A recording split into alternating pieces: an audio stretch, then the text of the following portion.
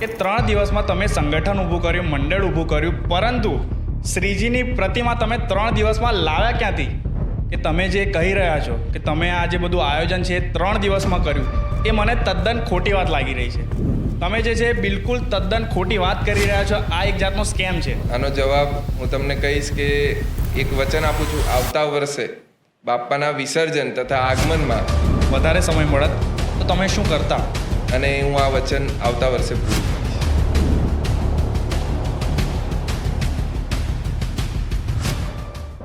નમસ્કાર મિત્રો, વડોદરા ટોક્સના નવા એપિસોડમાં આપ સૌનું સ્વાગત છે. મિત્રો, આજે આપણા પોડકાસ્ટ સ્ટુડિયોમાં વડોદરાનું એક એવું મંડળ છે જેમણે ફક્ત 3 દિવસમાં 150 લોકોનું સંગઠન એટલે કે મંડળ ઊભું કર્યું અને એમણે 2025માં વડોદરામાં સફળ ગણેશ ઉત્સવ મનાવ્યો. તો વિશ્વનેત્ર યુવક મંડળના કાર્યકર્તા આજે આપણા પોડકાસ્ટ સ્ટુડિયોમાં ઉપસ્થિત છે. તો સૌપ્રથમ હું એમનો આભાર વ્યક્ત કરીશ કે એમણે જે છે એમનો જે સમય છે કિંમતી એ ફાળવ્યો અને એ જે છે અમારા પોડકાસ્ટ સ્ટુડિયોમાં પધાર્યા. સૌપ્રથમ તો જય ગણેશ.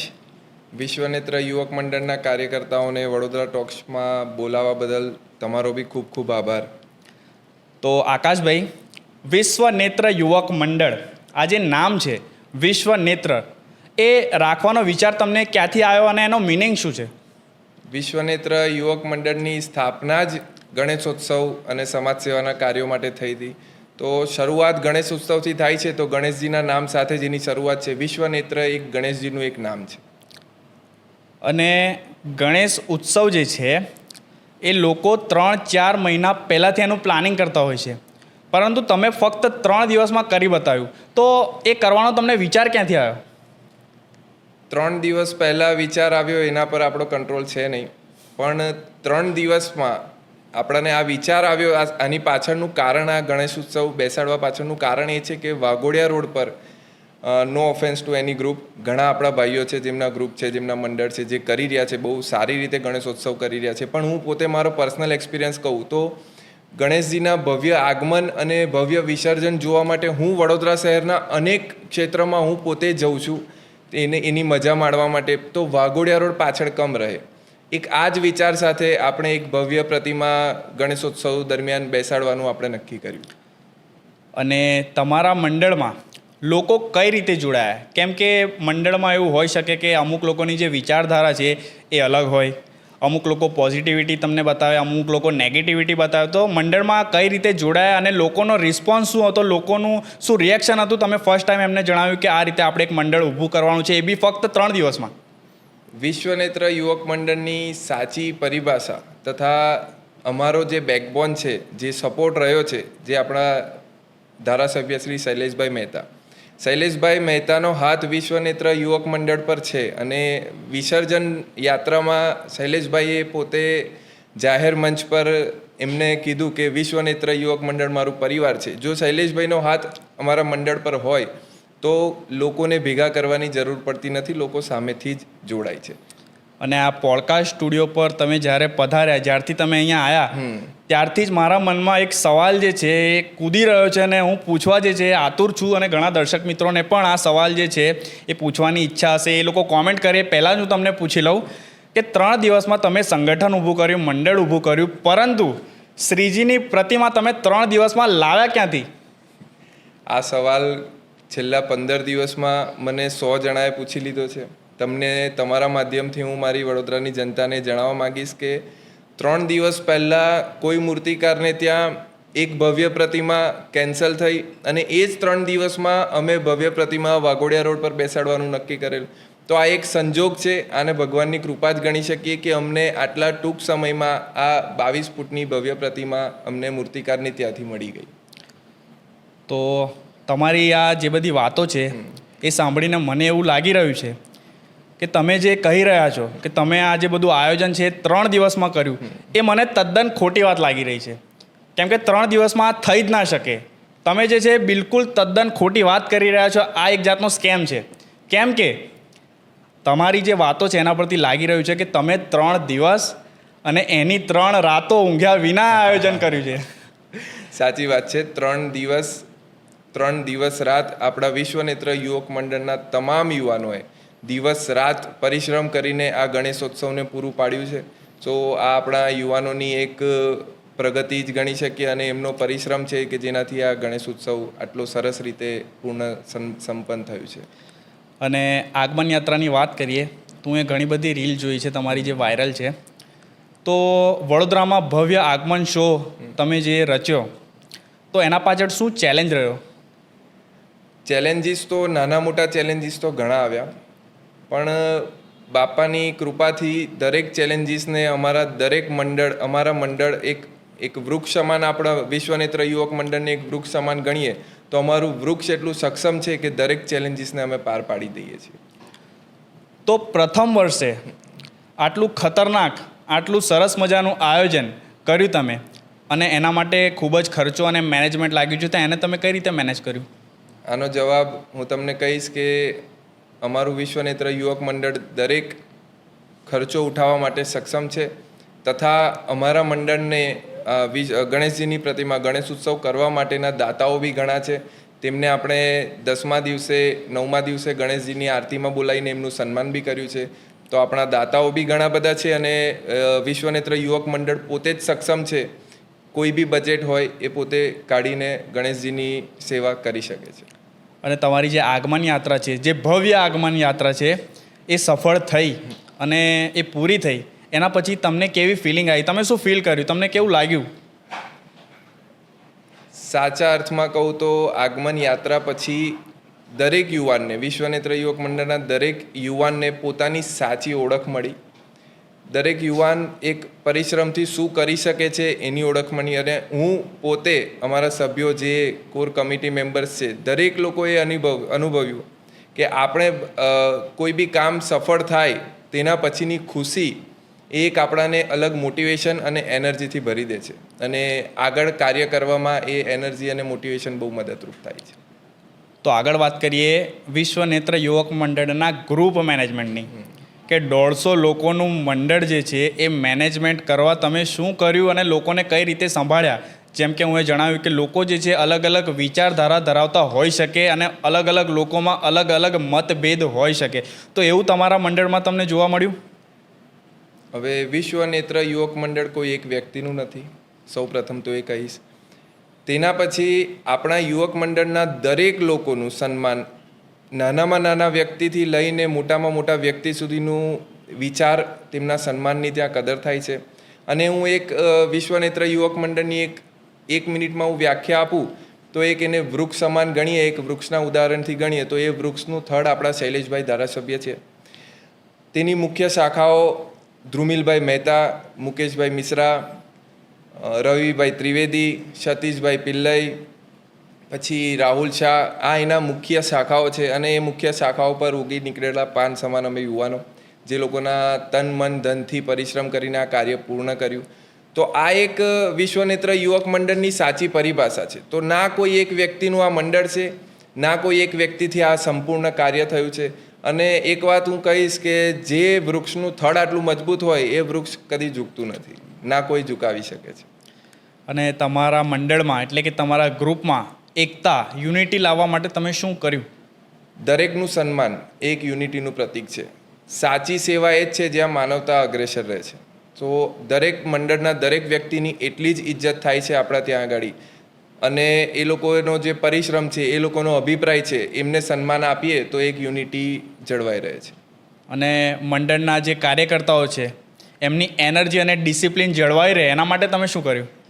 એનર્જી જળવાઈ રહે એ તો બાપાની કૃપાથી જળવાઈ રહી છે. 10 દિવસથી જે એમના પરિશ્રમથી આ કાર્ય સંપૂર્ણ થયું છે. અને ખરેખર એનર્જીની વાત કરીએ તો અમને એવું લાગે છે કે આ એનર્જી એક સોર્સ છે જ્યાંથી આવી રહી છે. કોઈ છોકરાને કે કોઈ અમારા યુવકને એનર્જી આપવાની જરૂર નથી પડી. દરેક યુવાન રાતે 5-5 વાગ્યા સુધી, તમે વડોદરા શહેરમાં ગણેશ ઉત્સવ મંડળ ફર્યા હશો, તમને ખબર હશે કે ગણેશ પ્રતિમા, ગણેશના આપણા પંડાલ છે તે કેટલા વાગે બંધ થતા હોય છે. કોઈ જગ્યાએ 11 વાગે, 12 વાગે, 1 વાગે.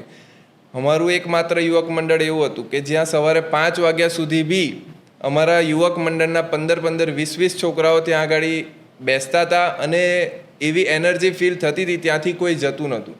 ઘરે જવા માટે અમને ફોર્સ કરવો પડતો હતો કે હવે આપણે પંડાલ બંધ કરવો પડશે. સો આ એક એનર્જી કોઈ એક વ્યક્તિએ કોઈને આપી નથી. આ એક સહયોગથી, દરેકના સહયોગથી આ કામ પૂરું થયું છે.